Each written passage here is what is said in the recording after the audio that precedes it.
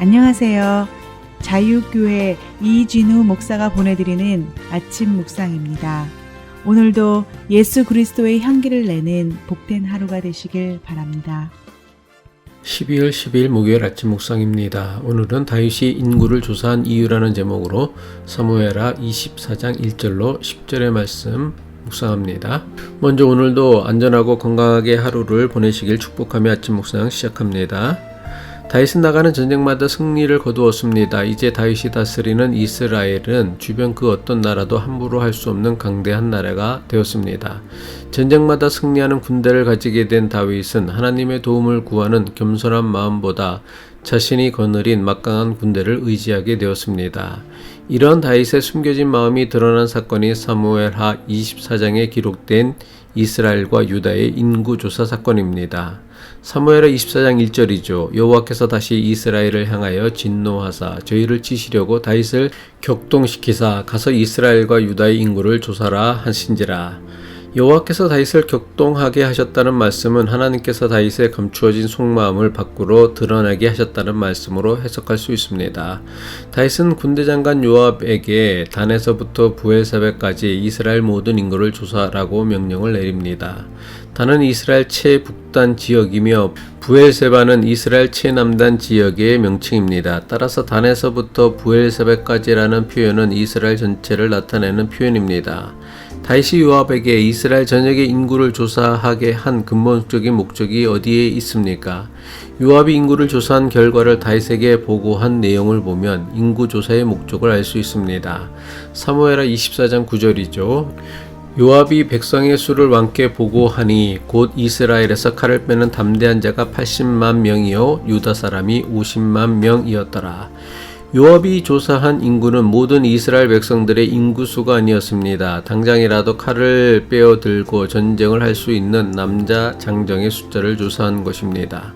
하지만 다윗이 군대장관 요압에게 인구조사를 명하고 인구조사를 한 것은 하나님께 큰 죄가 되었습니다. 도대체 다윗이 인구조사를 한 것이 왜 하나님께 죄가 된 것일까요?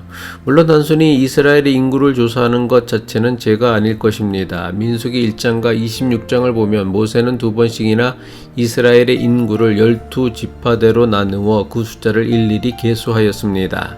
하지만 모세의 인구조사와 다윗의 인구조사에는 매우 중요하며 결정적인 차이가 있습니다. 모세가 인구를 조사한 것은 하나님의 명령에 따른 조사였으며 가나안 땅을 지파별로 공평하게 나누어 주기 위한 계수였습니다. 하지만 다윗은 하나님의 명령 없이 자신이 가진 군사력을 자랑하기 위해 전쟁을 할 수 있는 남자 장정의 숫자를 조사한 것입니다. 하나님께서는 하나님이 아니라 자신이 가진 군대를 더 의지하는 다윗의 숨겨진 속마음을 다윗의 인구조사를 통해 드러나게 하신 것입니다. 다윗이 소년 목동이었을 때 거인 골리앗과 싸우면서 자신을 비웃는 골리앗을 보고 뭐라고 하였습니까? 사무엘상 17장 47절이죠. 여호와의 구원하심이 칼과 창에 있지 아니함을 이 무리로 알게 하리라. 전쟁은 여호와께 속한 것인즉 그가 너희를 우리 손에 붙이시리라. 다윗은 전쟁은 하나님께 속한 것이라며 전쟁의 승패는 칼과 창에 있는 것이 아니라 오직 하나님께만 있다는 것이 그가 가졌던 믿음이었습니다. 다윗이 자신이 벌이는 전쟁마다 승리할 수 있었던 것은 오로지 여호와 하나님께서 다윗이 이끄시는 군대를 도우셨기 때문입니다. 하지만 나가는 전쟁마다 승리하고 군대는 점점 많아지고 그가 다스리는 이스라엘이 점점 강성해지자 더는 하나님의 도움이 필요하지 않은 사람이 되었습니다.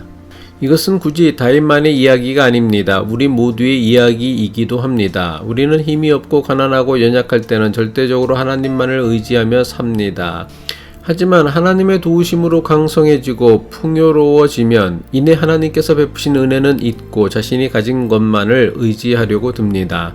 마치 다윗이 하나님을 의지하기보다 자신이 가진 군대의 숫자를 의존하는 것과 같은 일이 벌어지게 되는 것입니다. 이것이 다윗의 어리석음이며 나아가 이것은 오늘 우리가 여전히 반복하고 있는 우리의 어리석음이기도 합니다. 다윗의 명령으로 마침내 인구조사가 시작되었습니다. 인구조사를 시작한 지 9개월 20일 만에 조사를 끝내게 되었습니다.